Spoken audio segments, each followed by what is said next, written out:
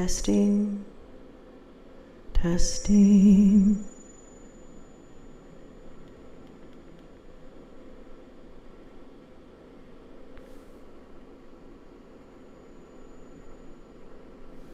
Testing.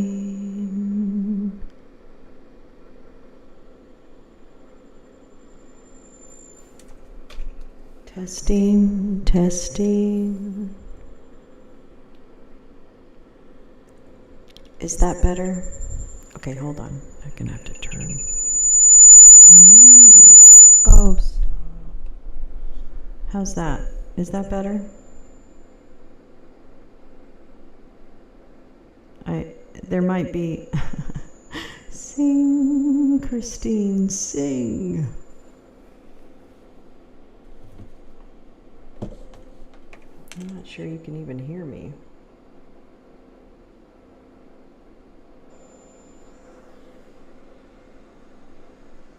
Let's see. There might be. Okay. Well, it's annoying, but it's sound, isn't it? And it's not aliens chirping in your ears. Chirping in your ears. Do do do do do do do. I could try one thing that might help. Hold on. Uh-oh. Did that help? I think. Hold on. Well, this is the least relaxing ASMR I've ever been to. I want my money back.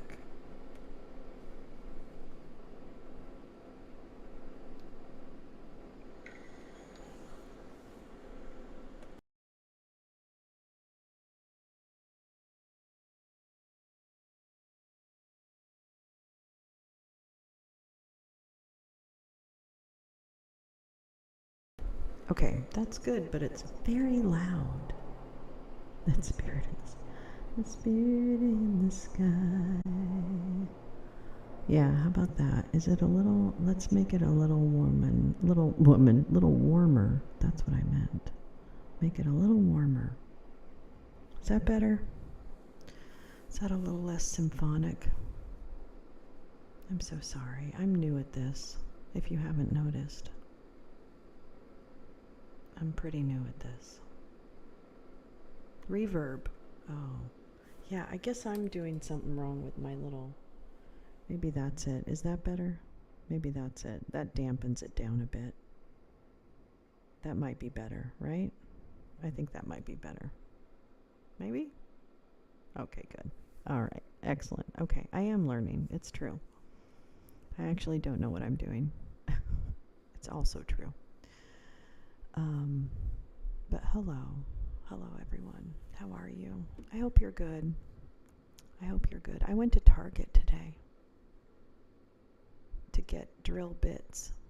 I think I got it now. Oh my God, I learned something. We have to celebrate. Celebrate. No, I think I really did learn something because I've been having a lot of trouble with the combination of chords and things. And I've been trying to figure it out, and I haven't done a very good job, so. But now I think if I can remember this, we might be okay. But can she remember it? That's the thing. I don't know. But I do appreciate everyone being here. Oops, I need to stop touching the microphone is probably what I need to do. Thank you so much. I had kind of a breakthrough in the last couple of days, and I have two really big projects that I'm working on. One is a daily show, which I put out a little thumbnail on today, just for fun, just fucking around. New boot goofing. I got new boots, I'm new boot goofing. So, yeah, right now it's called the Daily Down Lolo. I don't know if I love that name. But what I want to do is commit to doing, well, which I can, a daily at noon. And just basically go over whatever clips or other things. Hi, Tom. That I want to talk about. And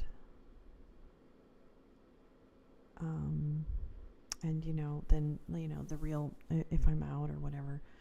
But mostly just go over headlines and things like that. And then it's in addition to I love doing the hearings and the court dates and the other things that we're able to listen to or watch together. So I definitely want to keep doing all of those. I want to read more books, and the lounge will never change.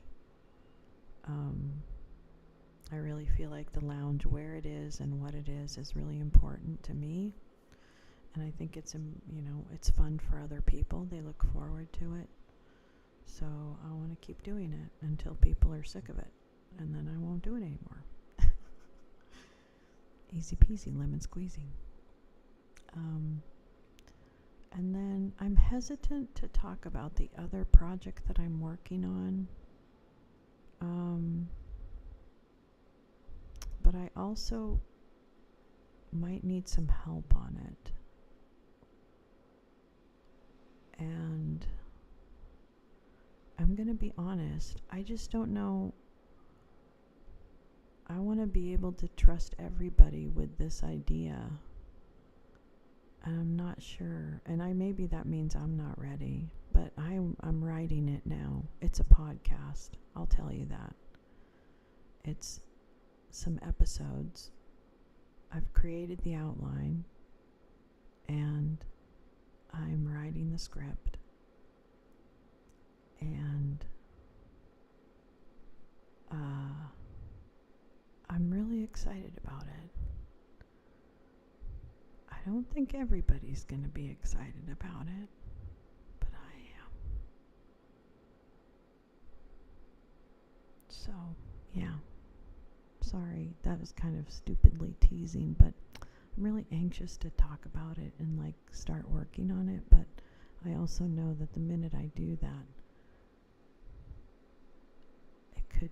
it could not be good. So, anyway, those are the two things I'm working on. Oh, and then the other thing is that I'm going to record some music. So, I'm excited about that too. Your brother Sam is going to start filming in a few days. Girl, I would be so delighted. I would be delighted to have you on. Are you kidding me? Absolutely, Tom. 110%. I would be honored. I would be honored. That's great. I think that would be great. I know I do. Well, it won't be that surprising, but other people know how to do podcasts too. Shall I say? And yeah, I think I have a really good outline, frankly. I'm pretty excited about it. Now I just have to write it, which is always the hard part. I'm not actually a very good script writer or narrative writer. I used to be a good writer. Well, I wouldn't say a script writer. I've never written a script. But if the girls gone will have me, absolutely. Absolutely, Tom. I think you're already there. There's a few people who are already there just by virtue of how long we've all known each other. And all the heavy lifting that everybody does. Everybody has so much talent. It's kind of amazing.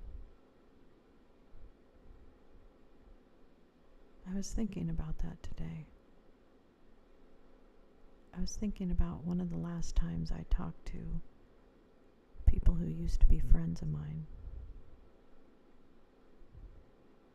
And when I didn't know what was coming, I remarked on how wonderful it was to have found each other and to be able to create art.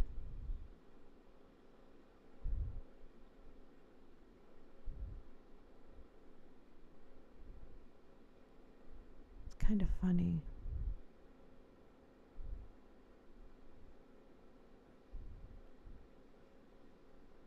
It's funny when people do that. They let you think things. And it turns out you're the one that's the fool.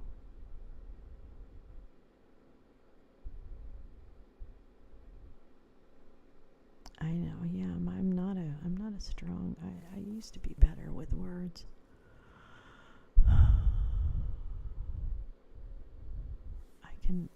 Sometimes I can be silly, but I don't think I can actually write well, that's not true. I'll just write whatever I write and it'll be fine. It's not a big deal. That's the thing, you can't overthink this stuff, because if you do, I feel like you just never do it. I don't want the perfect to be the enemy of the good. I think there should be. It's important to create. I think because time is so precious, that's all. That's why I think it's important. But, it's important to do things well, though, too. I wouldn't want that to ruin it. I don't know what happened to the earlier stream and why it just crashed.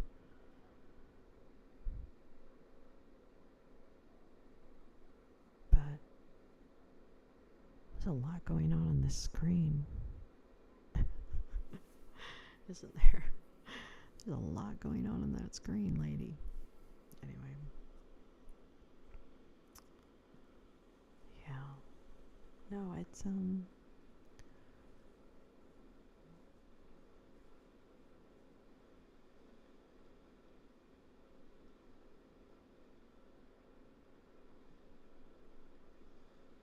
it's funny to me how difficult it is to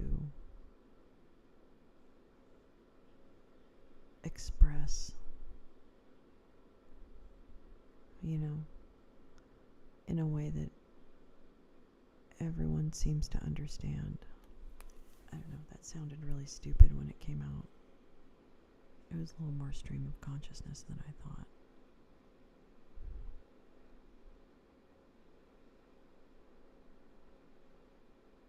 I guess it's hard to be understood. Maybe that's what it is.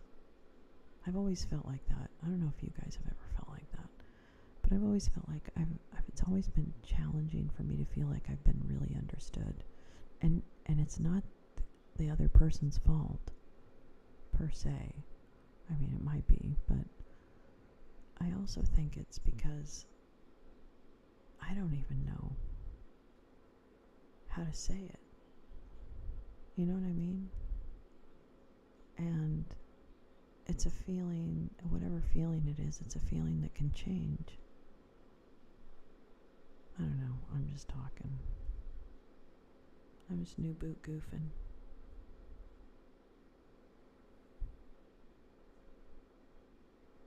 An acquaintance was commenting to me earlier how surreal, my word, the way persons have built relationships through social media the past few years.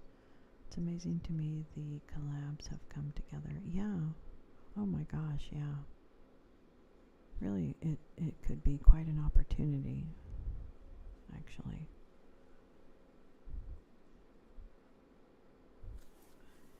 And, I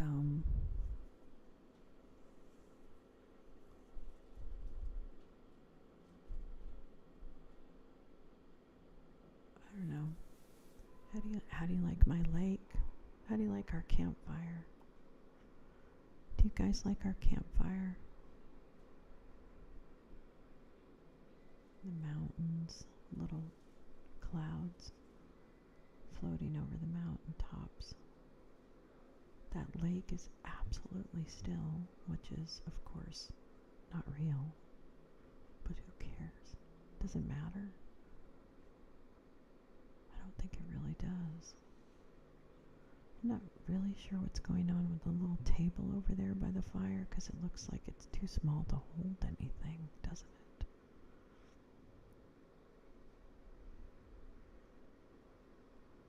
But boy, I sure wish I was there. I know, right? It's a beautiful campsite. It's like a perfect campsite.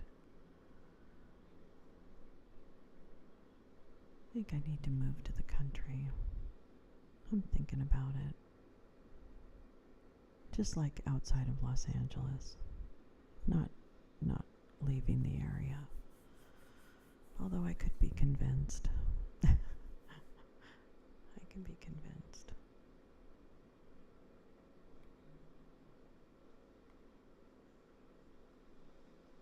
But I think I need some nature. I think it's time for some nature.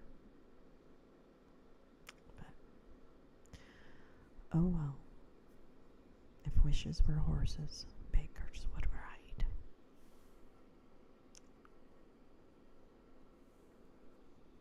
Well, let's read some books, shall we?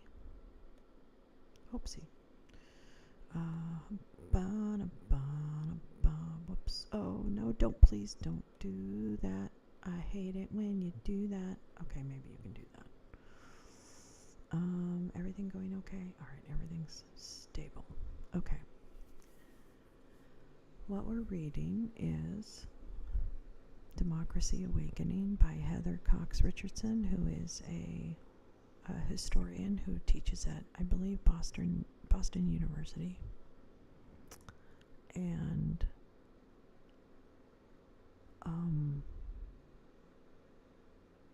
this book describes the challenges to democracy over the years and through time, and brings us to the current day, which is where we find ourselves, and the time of Trump, the great Trojan horse. And we're continuing our reading of a couple of chapters as frequently as we can during the week and on the weekend. And this is chapter 16. I will say that there is strong language and sometimes historical situations that are traumatic to hear about, and quotations. So please guard your heart and your ears. And yeah, I hope that this puts you to sleep. I will not be offended. You don't need to do anything. There's no expectations of you right now. The only expectation is to find that comfortable spot. Take a deep breath. Let your shoulders fall.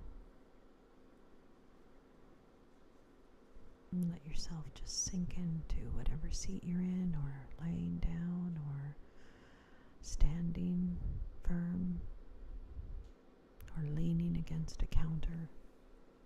Wherever you are, just find that absolute comfortable position.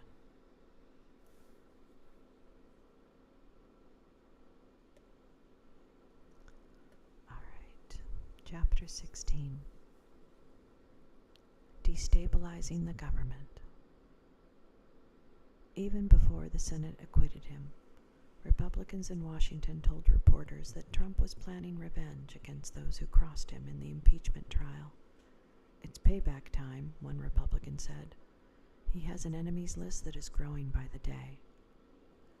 The day after his acquittal, Trump fired 2 key impeachment witnesses, U.S. Ambassador to the European Union, Gordon Sondland, and Lieutenant Colonel Alexander Vindman, the top expert on Ukraine at the National Security Council, who had reassured his father that he would not face retaliation for his congressional testimony. Trump also fired Vindman's twin brother, Yevgeny, from the National Security Council. Yevgeny had reported Trump's phone call to superiors, but had not publicly testified against him.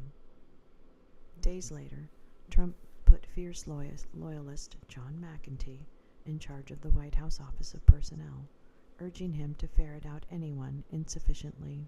Hold on. Just want to change the setting here so it's not popping. Insufficiently loyal, and to make sure that the White House hired only true believers. McEntee had no experience in personnel or significant government work, but he and Trump set out to get rid of the 50,000 nonpartisan civil servants who are hired for their skills rather than their politics. Since 1883, those federal workers have been protected from exactly the sort of political purge Trump and McEntee wanted to execute. But the administration got around this safeguard by reclassifying certain federal workers covered by civil service protections as employees who work in a, quote, confidential, policy-determining, policy-making, or policy-advocating job. Those sorts of employees can be exempted from civil service protections. One Trump loyalist at the Office of Management and Budget identified 88% of his agency as movable to this new Schedule F. And yet, Republican leaders remained steadfastly silent, some apparently interested in getting the judges they wanted in place, others apparently afraid of Trump's increasingly vocal and potentially violent base. When he originally campaigned for the presidency, Trump had not seemed that different from his Republican predecessors. He complained about federal bureaucracy, embracing the idea that federal office holders simply sucked tax dollars. He promised his supporters he would drain the swamp of Washington, D.C., and when he began to fill the 4,000 or so political appointments presidents have to make when they take office, he chose cabinet secretaries who were wealthy and well-connected business people, or evangelicals, or both. But Trump quickly went further. He began by elevating his son-in-law and daughter, Jared Kushner and Ivanka Trump, to positions within the administration as unpaid senior advisors. Neither faced Senate confirmation hearings, and they got around laws against hiring family members by declaring they would not take salaries. Kushner's ludicrous portfolio demonstrated Trump's faith that the right people could do anything. His brief eventually included ending the conflict between Israelis and Palestinians, solving the opioid crisis, and so on, despite his lack of experience in any of the areas assigned to him. Trump's daughter Ivanka was similarly unelected and unqualified, but by March 2017 she had her own office in the West Wing. The following month she represented the U.S. at a meeting in Berlin of the Group of 20, or G20, an international forum designed to address global economic issues and made up of 19 countries with most of the world's largest economies, as well as the European Union. Replacing career professionals with family members and friends eroded one of the key pillars of democratic government, a bureaucracy loyal not to a leader, but to the state itself. Trump also cut swaths through nonpartisan career officials. As soon as he took office, he asked for the State Department and the U.S. Agency for International Development, USAID, to cut their budgets by 37% and refused to fill positions there and elsewhere. When Congress would not cut funding for the Department of Agriculture, Secretary of Agriculture Sonny Perdue announced that he was moving two of his department's research agencies from Washington, D.C. to Kansas City. He said that the move was to save money, but critics warned that career officials declined to move, it would gut the agencies. In the end, more than half of their employees quit. Once in office, Trump grew increasingly angry at the civil servants who continued to investigate his campaign's ties to Russia, insisting that they were all Democrats who wanted to hound him from office. He took advantage of his ability to fill positions temporarily while waiting for Senate confirmations, saying he liked the flexibility to move people in and out of office quickly. He relied on acting officials who needed no confirmation, rather than nominating permanent appointees. In April and May 2020, Trump slashed oversight of his administration. He fired the inspectors general of the Departments of Defense, Health and Human Services, and Transportation, all of whom were acting, and of the State Department and the intelligence community. That last one was Michael Atkinson, who had told the House Intelligence Committee that Acting Director of National Intelligence Joseph McGuire was withholding the whistleblower complaint, launching the Ukraine scandal. In his letter to McGuire, Committee Chair Adam Schiff had explicitly demanded that the administration not retaliate against Atkinson. In their place, Trump appointed inspectors he believed would be more compliant. Appointing unqualified figures is a key tactic of authoritarians who turn to staffers who are fiercely loyal because they are not qualified or talented enough to rise to power in a nonpartisan system. They recognize that without the leader who elevated them, they will never again be in power, and sometimes will be in prison, so they will cleave to him to the end. Trump's preference for acting advisors meant that he put into office those who would not be able to withstand scrutiny. At least 2 of them were in office illegally, the acting Secretary of the Department of Homeland Security, Chad Wolf, and his acting deputy, Ken Cuccinelli. In spring 2020, Trump threatened to adjourn Congress and just appoint a whole slew of acting officials. On February 4th, 2020, the night before Senate Republicans acquitted him of the charges of abuse of power and obstruction of Congress in his first impeachment trial, Trump delivered the State of the Union address. The speech was a compellingly crafted narrative, with Trump as the all-powerful fictional hero. He once again presented a portrait of a nation that had been on the verge of catastrophe before he swept in to save it. It repeated a theme that ties into the American mythology of the cowboy who saves the villagers from destruction. Trump began by touting the successes of his administration, but it was all lies. He talked of how he had turned the economy around from the devastation of his predecessor, President Barack Obama, when in fact he had inherited a growing economy that had since slowed. And he talked of how Republicans were determined to protect health care and coverage for pre-existing conditions, even while his administration was, at that very moment, in court trying to destroy that access. He did not stop with the general myth, but went on to play the game show host turned autocratic ruler.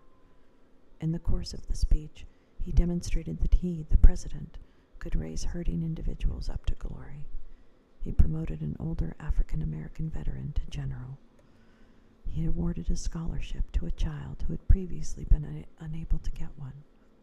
He and his wife, Melania, award the Presidential Medal of Freedom to talk show host Rush Limbaugh, a man ill with terminal cancer, who obligingly pretended to be surprised and overwhelmed, although he had done interviews before the speech in which he had indicated he was aware of what was about to happen.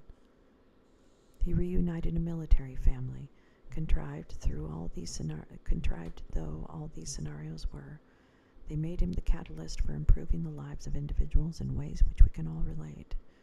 It was reality TV, false, scripted, and effective. More than that, it was designed to demonstrate Trump's power. As communication scholar Michael Sokolow pointed out on Twitter, it mirrored the performance of Hitler, who worked similar transformations on individuals during his speeches to demonstrate that he had an almost magical power to change lives.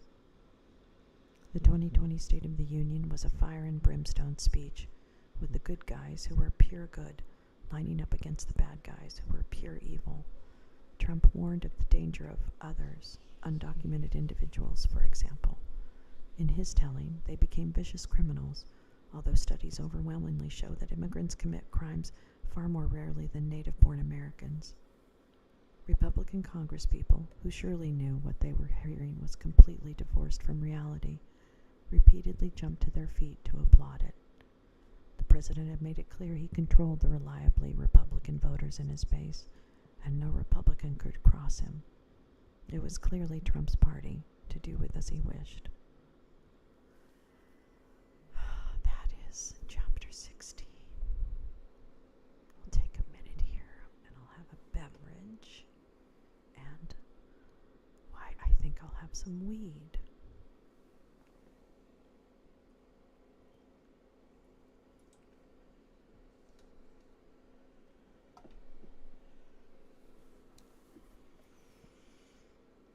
I had almost forgotten about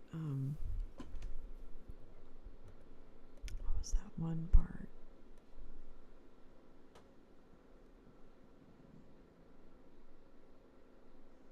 What was it?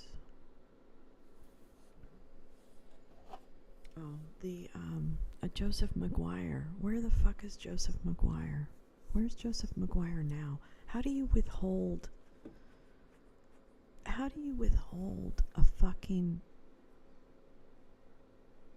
Did I say mead? No. Wouldn't that be fun? No, it's not mead. That'd be too ridiculous. Although, it also would be a lot of work to make mead. Mead's a lot of work.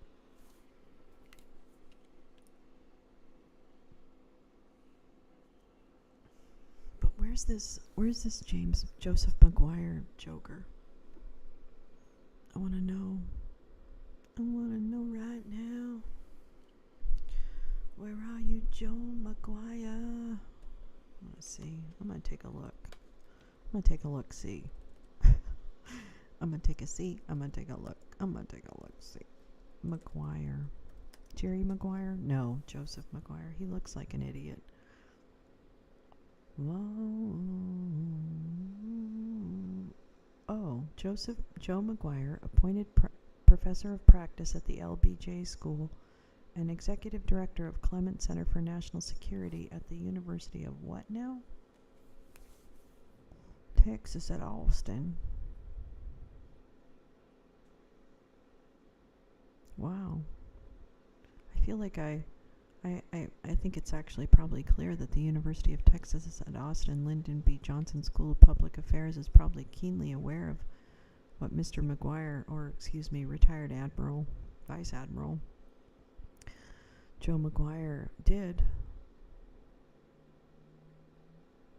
I don't know, I feel like there should be some consequences, shouldn't there, for that? Shouldn't there? Shouldn't there be consequences for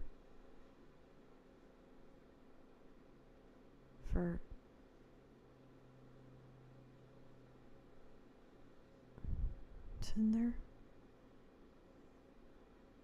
Did he really hold the whistleblower complaint? Like, that's...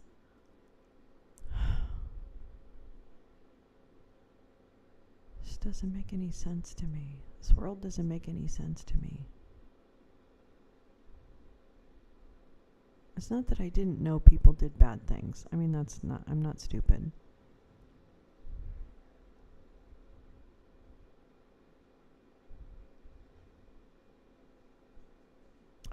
I'd love to have an honest conversation with someone like Joe McGuire and say, can you honestly tell me what you were thinking?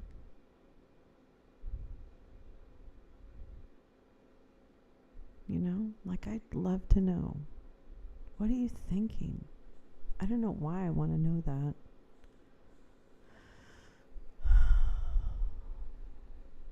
Seems so dumb. All right. Well, Joe McGuire, I have a feeling you and I are gonna spend some time on Twitter together. Ouch. I'll have to figure out. I wonder if he's been on any shows lately. I suppose not. Know what I'm doing with this microphone. Am I doing this right? I hope I am. I don't want to hurt it. Okay. Wow. I know the name Chad Wolf, but I don't really know what his dealio was. Sorry, I think that's really bad. Yeah, I don't really know what his deal was, but Gal knows all about him. The Gal Squad, actually, all of the folks know about him. Okay. I never smoked any weed. God damn it.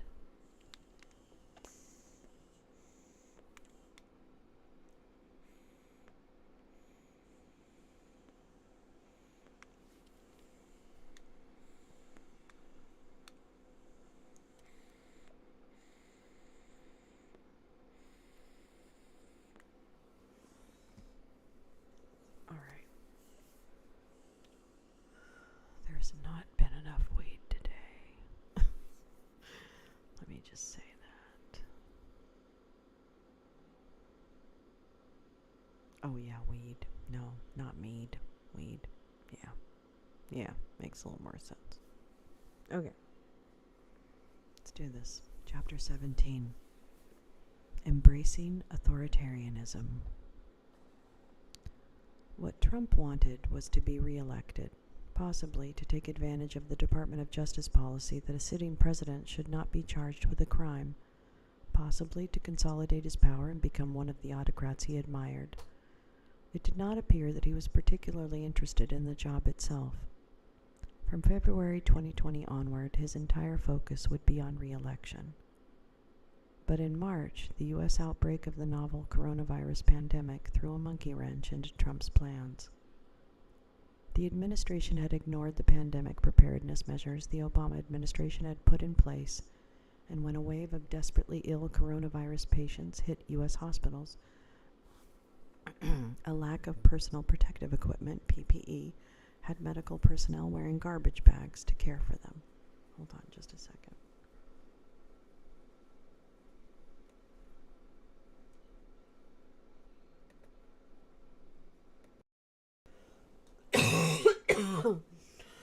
Oh my gosh.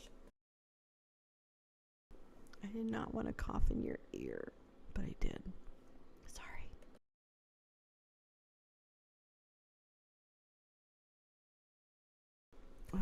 This is when you need someone on the control.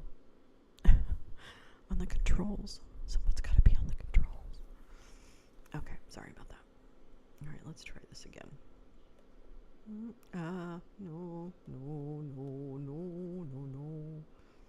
Okay. Jeez Louise.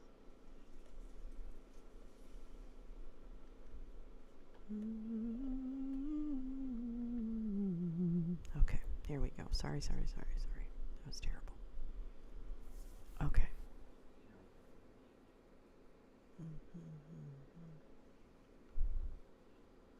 When a wave of desperately ill coronavirus patients hit U.S. hospitals, a lack of personal protective equipment had medical personnel wearing garbage bags to care for them.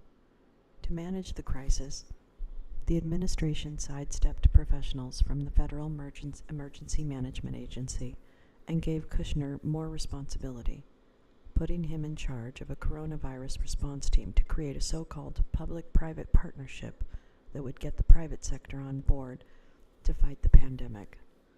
Kushner gathered a team from consulting and private equity firms to find the personal protective equipment and other supplies in the country lacked. Kushner outlined his approach for reporters on April 3rd. This is a time of crisis, and you're seeing people are better managers than others. You're seeing certain people are better managers than others.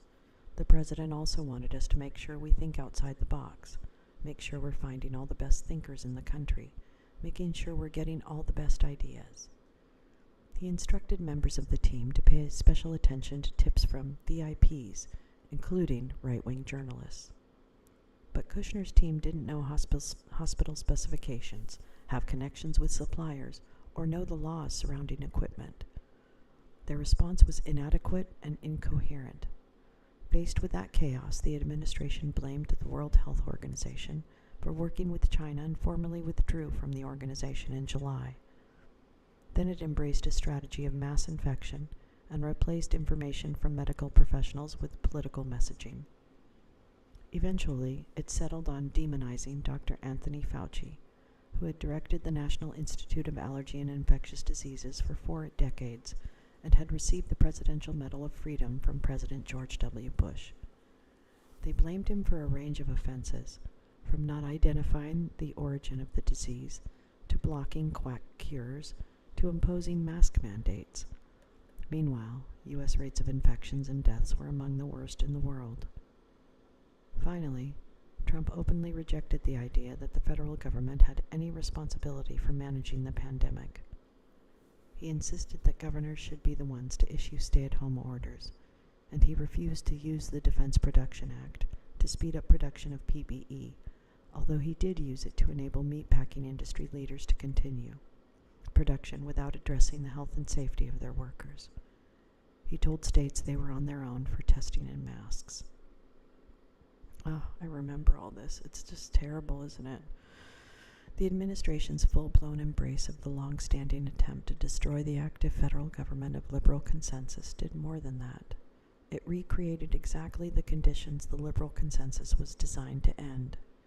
It enabled a few well-connected individuals to turn a public need into a private fortune, to turn, when other countries sent masks, gowns, and so on, they went not to the states or to FEMA, but to the private sector to sell at up to 15 times their usual cost.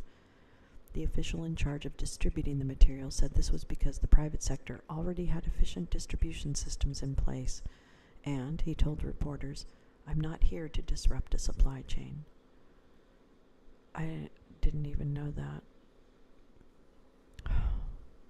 In April, Senate Minority Leader Chuck Schumer of New York begged Trump to fill the federal void and appoint a senior military officer as a czar to coordinate a federal response to the crisis and use the DPA to increase production, procurement, and distribution of medical devices and equipment. He called for a data-driven, organized, and robust plan from the federal government. Trump responded, "If you spent less time on your ridiculous impeachment hoax, which went haplessly on forever and ended up going nowhere except increasing my poll numbers, and instead focused on helping the people of New York, then New York would not have been so completely unprepared for the invisible enemy." Schumer had, in fact, called for a declaration of a public health emergency on January 26. By mid-April, Trump appeared desperate. The pandemic had crashed the economy, a key factor for re-election. The administration was botching its response to the crisis, and significant pushback was coming from those terrified of infection, worried about the shortages of the most basic supplies, and suddenly laid off. When, in the absence of federal policy, governors shut down their states to combat the spread of the deadly virus, Trump made an extraordinary announcement. He had absolute authority to force states to reopen, he said. When somebody is the President of the United States, the authority is total. The federal government has absolute power, and he had the absolute right to use that power if he wanted to. In some ways, this profound misunderstanding of the power of the presidency was simply the logical outcome of Trump's belief in hierarchical ranks. He had always denigrated those he had perceived as weak or inferior. His campaign rallies were orgies of dominance displays. Once he was in office, his advisors had sought to enforce that hierarchy by using the power of government against society's weakest members. They had, for example, violated both U.S. and international law to deter immigration by separating children from their parents at the southern border between the U.S. and Mexico. It was an astonishing assertion that their policies trumped both rights and the law. Officers kept no records to enable the reunion of the traumatized families of more than 5,000 separated children. By 2020, Trump was stronger than he had been in 2017. He had consolidated his supporters through disinformation about the Russia investigation. The Ukraine scandal brought the entire Republican Party to his defense. He had removed professionals from government positions and installed cronies in their place. And most of all, he had turned more and more consistently to his base, including their violent gangs for support, intimidating party members who might challenge him. In 2019, Trump tried to use the power of the federal government in foreign affairs to rig the election. In 2020, he set out to rig the election by using the power of the federal government at home. Trump brought all of his tools to the effort. He assured his supporters that they were in the majority, that he would win, and that if he lost, it would be because the system was rigged. Then, as Republicans openly acknowledged that high voter participation would be extremely devastating to the Republicans, Trump and his allies worked to keep his opponents from voting. Put in charge of the United States Postal Service, Trump loyalist Louis DeJoy dramatically rearranged service hours, trashed mail sorting machines, and raised the cost of posting mail-in ballots, all at a time when the pandemic met in-person voting could be deadly. Meanwhile, Trump and his allies weaponized the pandemic, ignoring health concerns and complaining that Democrats were deliberately sabotaging the economy. Although polls showed that 2/3 of Americans were worried that lockdown rules would be lifted too early, the Fox News channel advertised rallies to reopen businesses and schools, and then showed protests in Colorado, Illinois, Florida, Tennessee, Wisconsin, and Washington, organized by some of the same Republican operatives who had organized the Tea Party movement in 2009. Trump whipped up the violence he had endorsed in 2017 at Charlottesville against the state governors trying to manage the horror in their states.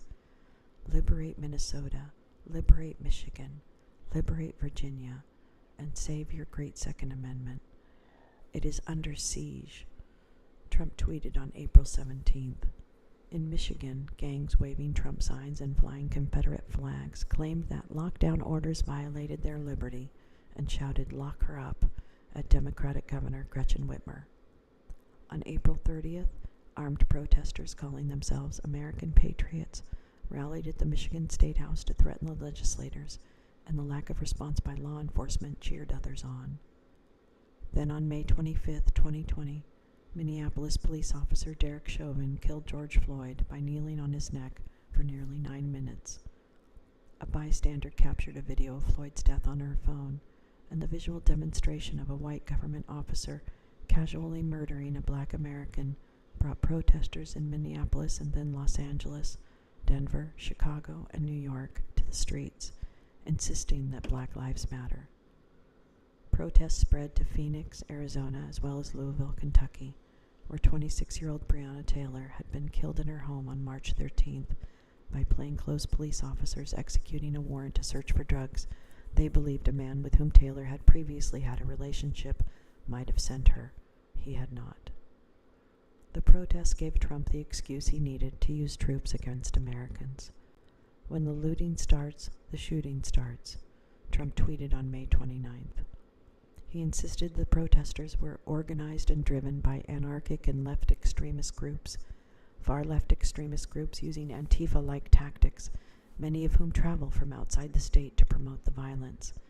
Attorney General William Barr backed him up, noting, "It is a federal crime to cross state lines or to use interstate facilities to incite or participate in violent rioting, and we will enforce those laws." On June 1st, after a call with Russian President Vladimir Putin, Trump told state governors on a phone call, "You have to dominate. If you don't dominate, you're wasting your time. You've got to arrest people. You have to track people. You have to put them in jail for 10 years, and you'll never see this stuff again." Later that day, a massive police presence, including officers from Customs and Border Protection, cleared peaceful protesters from Lafayette Square, across from the White House, using tear gas, rubber bullets, and flashbang explosives to prepare for an appearance by the president. Then, accompanied by senior officials representing the Department of Justice, the National Security Council, the military, and family members, including Kushner and Ivanka, Trump crossed the square and walked to historic St. John's Episcopal Church. Surrounded by cameras, he held up a Bible and said, "We have a great country, the greatest country in the world. We will make it even greater. It's coming back. It won't take long. It's coming back strong. It will be greater than ever before." That day was a turning point. The Black Lives Matter movement was a popular protest against rising authoritarianism, and 2/3 of adult Americans supported it. But while Republican lawmakers remained silent, the events of June 1st made political leaders, including all 4 living presidents, more than 1,250 former members of the Department of Justice, Democratic lawmakers, and crucially, military leaders, take a stand against Trump. It was virtually unheard of for military officers to comment on politics, but a wave of leaders from U.S. Air Force, Army, and Navy spoke up to call for justice for Black Americans and to reiterate that their loyalty was to the U.S. Constitution. Because their cooperation would be imperative for Trump to pull off an authoritarian takeover, their warning that June 1st, 2020 might well, quote, "signal the beginning of the end of an American experiment," grabbed headlines.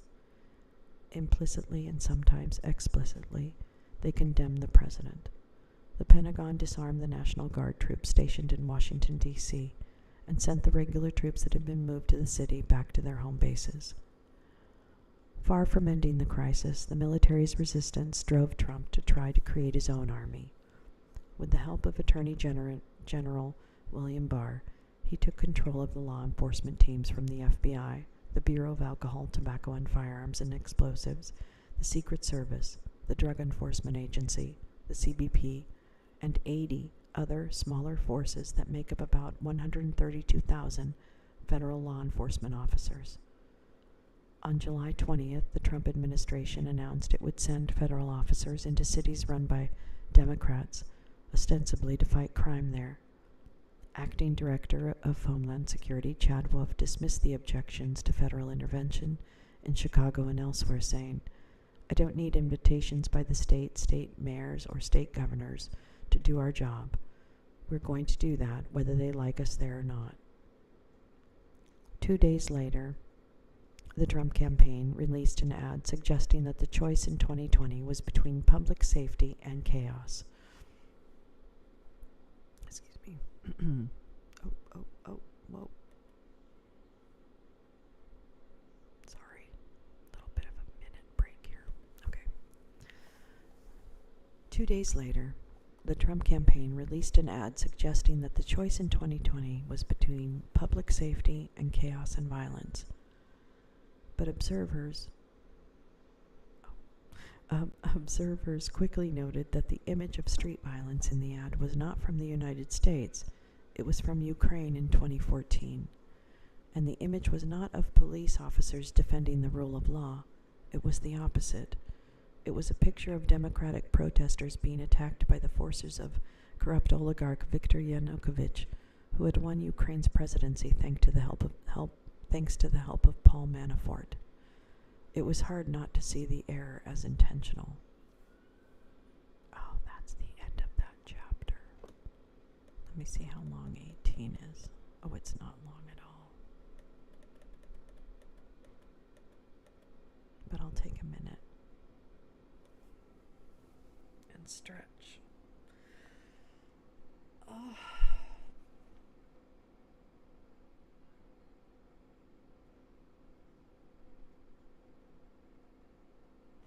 I don't think I knew that other part either. I don't think I knew that other part. Hold on. I don't think I knew the part about... Hold on, which part? I don't think I knew the part... I didn't know the part about him reorganizing the armed, or the whatever, what did they call it? 132,000 what? What was that? Oh, here we go. Far from ending, the military started to create his own army with the help of Attorney General William Barr. He took control of the law enforcement teams from the FBI. From all of these agencies, he took the law enforcement teams. Well, I don't recall ever hearing about that. How did I... Oh. I don't think the way that was communicated didn't say what this says to me. So, wow, we really... I don't understand this place. We gotta get out of this place.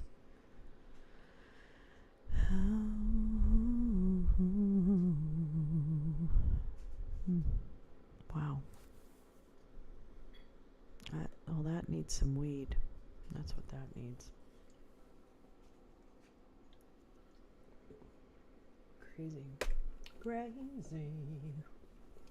Crazy for feeling so lonely.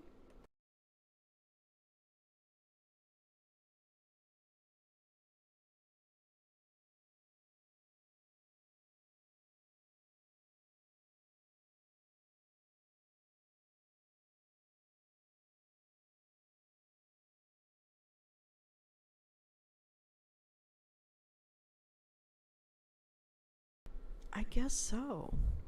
I guess so, Tom. I feel kind of foolish not knowing, you know? Like I didn't know it was that. I didn't know he had redeployed law enforcement teams. Ouch. I did not know that. I did not know that.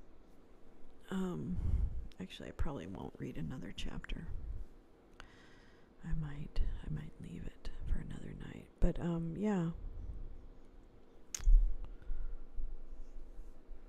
I didn't know.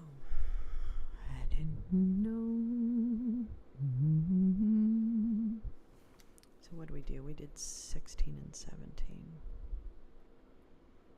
Right.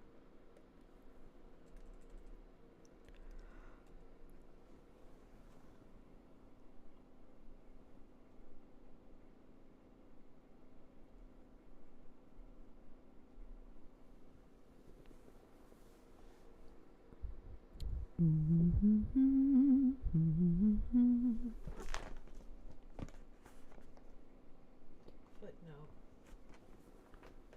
A footnote? What footnote? What footnote? Ow! Ow! Ow! Okay, cat. I am not part of the chair. I'm sorry. I just got attacked by a small cat. Okay. I'm sorry. Thank you. Please don't step on. Okay, never mind. Okay, never mind. Ow. What footnote? I missed it. What footnote? God, I think you drew blood. These cats. Did I don't.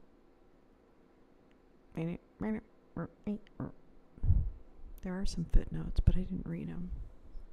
I should have.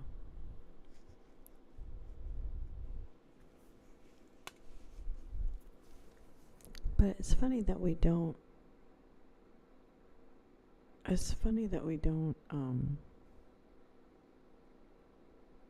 Like, where'd we go wrong?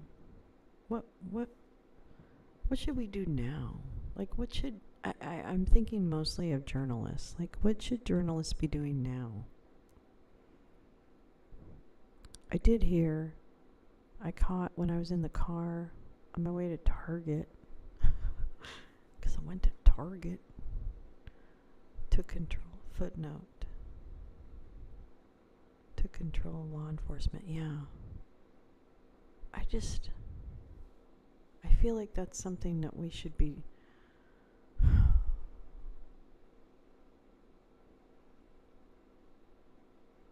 I don't feel like he's that smart. Like, I don't feel like he's smart enough to figure all that stuff out. So who was telling him to do that kind of stuff? I guess that's not. Is that not like.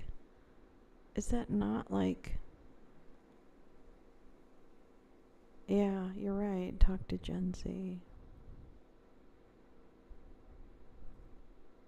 That's so crazy. That's so crazy. But yeah, no, you're right. We do. We have to get out the vote. We have to get out the vote, and we have to run for things.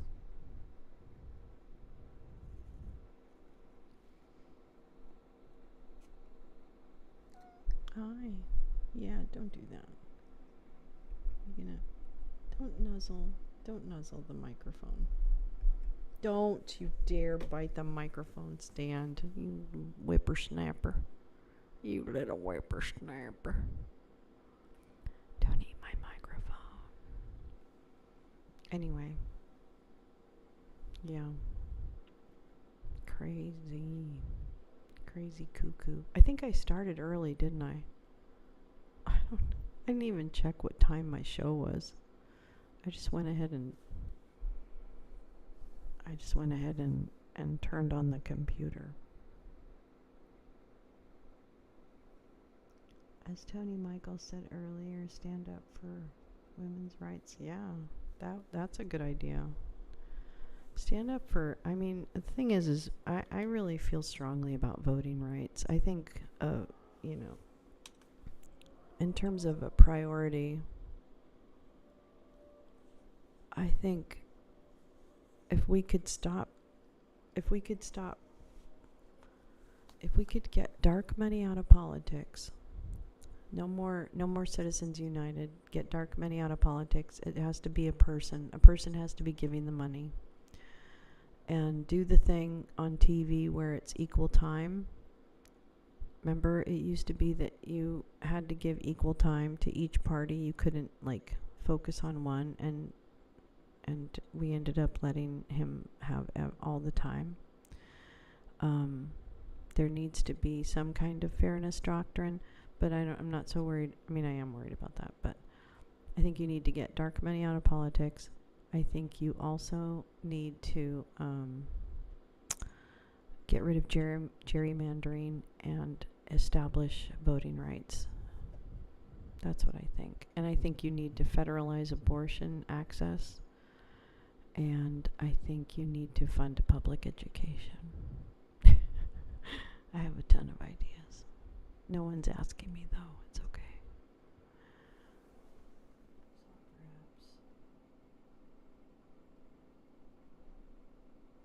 Saw perhaps not entirely true panic shitter about voter.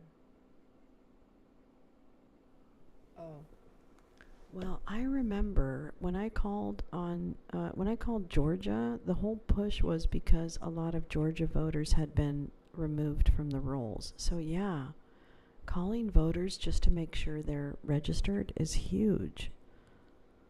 And there are a lot of good organizations that do it. I used to work with, or just volunteered with Stand Up for Racial Justice. But there's so many good groups. Make people understand the importance of state elections. You know what, though? I mean, still, when I filled out the primary ballot this time, it didn't take as long as, like, the midterms. What's the matter? But it definitely took like a day and a half to fill out the ballot because of all the judges. And then this thing called a central committee. My daughter and I wrote my name in for it. You had to choose 7 people, and I literally could not choose 7 because there were so many poopy heads on there. So, what are you going to do? What are you doing, sir?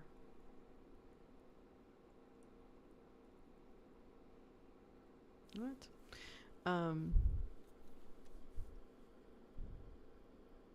Yeah. So, I don't know how to make that simpler, but there has to be better information, especially about judges.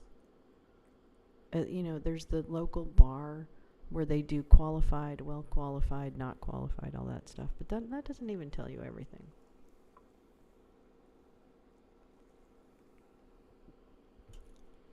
I don't know. Your local union. Oh, yeah. Oh, that's a good point. I never even thought of that. I do look for the endorsements. I definitely look for the endorsements to see if there's people that I like. I don't know, it's tough though. I don't know what the answer is. I guess we don't have to solve it right now. How do you judge a judge? Don't judge me, Your Honor. Don't judge me. Don't judge me, Judge. Your Honor.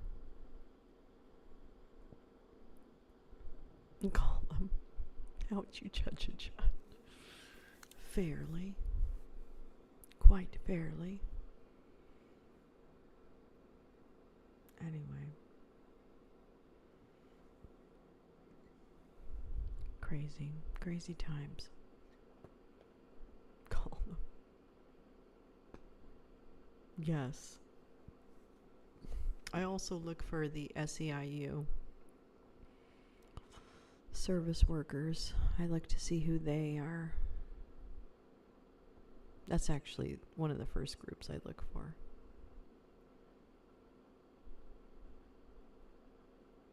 I like the people that run the SEIU in California. Is that a national union? I think it is, right? SEIU? Maybe not. Or is it just state employees? Maybe it's just state employees. I don't know. But they're pretty progressive. I always look for the progressives too, like what progressive groups are endorsing. I don't know. It's not perfect by any stretch. You know what else is really beautiful? I don't think you can really see it, but in the picture that I have, there's like this little patch of grass. Like if you're looking out at the lake, to your right, there's a little patch of grass. That's where I would put the tent. I don't know why I didn't put the tent up yet, but I hope I wouldn't wait until nighttime to put my tent up. I don't think I would. I don't think I would wait.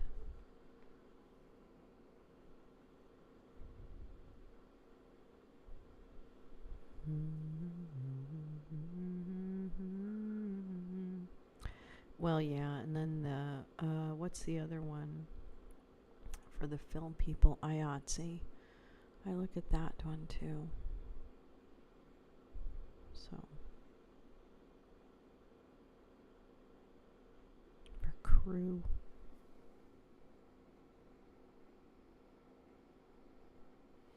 But yeah, no, unions are sometimes a good place to look for. Look for the union label. I remember that. Oh my gosh, I remember that cartoon. It was a commercial, I guess.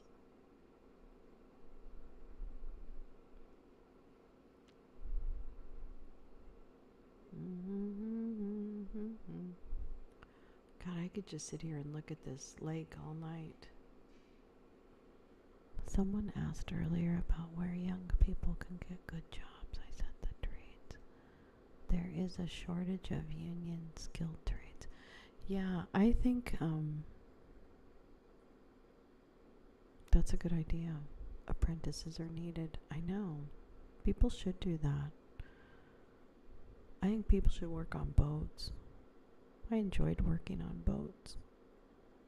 It was really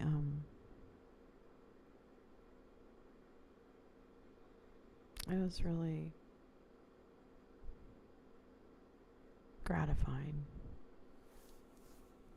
I'll tell you what, you could live on a boat and you feel like every day is a vacation. I mean, until you have to pay the bill, but I'm telling you, there's nothing better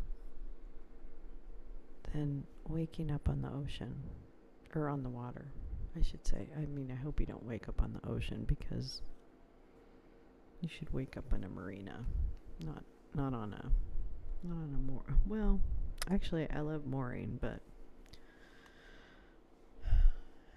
you shouldn't moor on the ocean either. It's not where you moor. Okay, it's not really calm. But yeah, anyway. All right. Well, thank you so much for coming tonight. I deeply appreciate it. Yeah, I don't know what tomorrow is. Let's see, tomorrow's Thursday. Oh man, there's this beautiful breeze. This beautiful breeze just came in the window. Oh God. Yes, apprentices needed. Shipbuilding, yeah. I guess it's, I mean, the thing is that you can't do that forever. You can't do physical labor forever. I mean, I couldn't do the same physical labor I used to be able to do. But, I mean, because of arthritis and stuff. But, in fact, I was gonna... Oh, what are you doing? Are you gonna do that right there? I hope we got hairball action. What was I gonna say? I can't remember. Probably wasn't very important. Anyway. Well, my friends, Well, my friends, this is the end. Sounded like,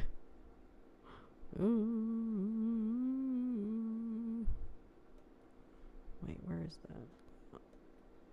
Oh, that's the lounge logo. There's the lounge music. Oh, there it is right there. So, oh, and,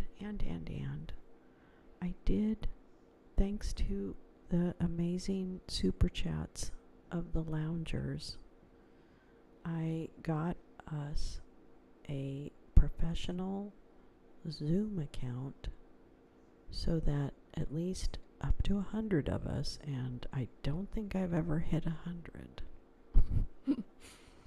but theoretically up to 100 of us can watch a movie all together if people want to sign into Zoom, which we could probably figure out a way.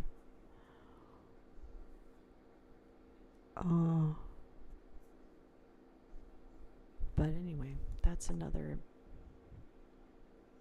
place to share information. And there's so many movies. Oh my gosh. I know, I'm so behind. We need to have more movie nights. I've been very trying to figure out how things are going to land.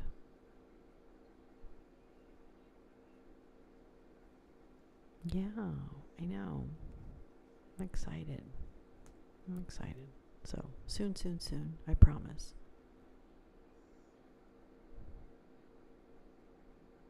I'm going to be gone a couple days next week at the end of the week. So I'm going to be offline, I think.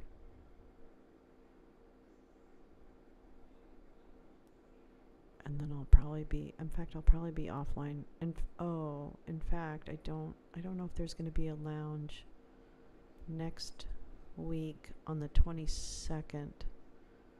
I'm not sure I'm going to be doing a lounge. I probably won't. Trading Places. Oh my god, I haven't seen that in so long. Well, the thing I'm going to start with is I want to do the three movies from Monty Python.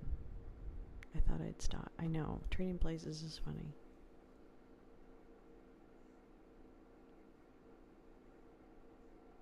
But I thought we'd start with some Monty Python since people seem to really enjoy that idea. But definitely Trading Places. Definitely. I want to do Spaceballs too. I want to do some Mel Brooks. That's funny.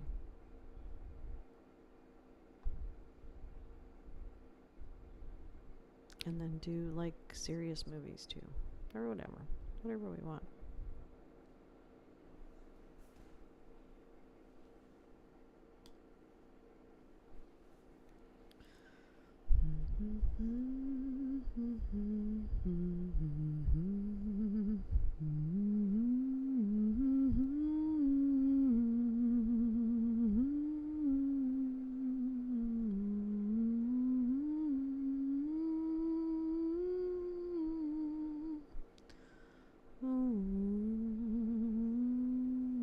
Oh, Princess Bride. That would be nice. That would be nice. We should do that. Actually, you know what? That would probably be a nice first movie, wouldn't it? Real feel-good movie.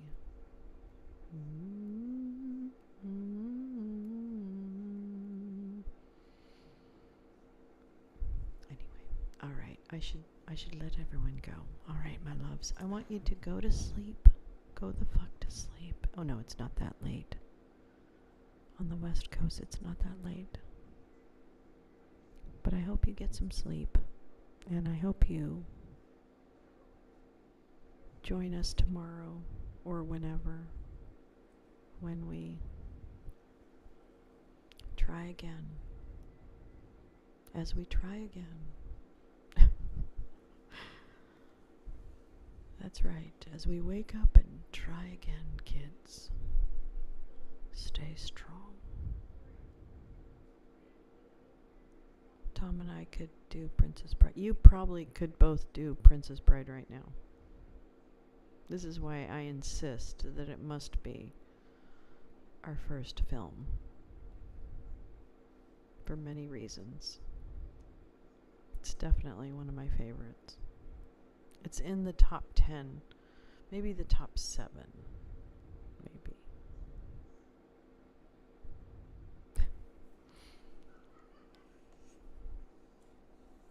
As you wish.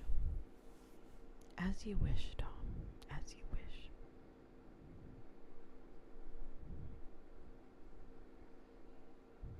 Oh wait, what is that?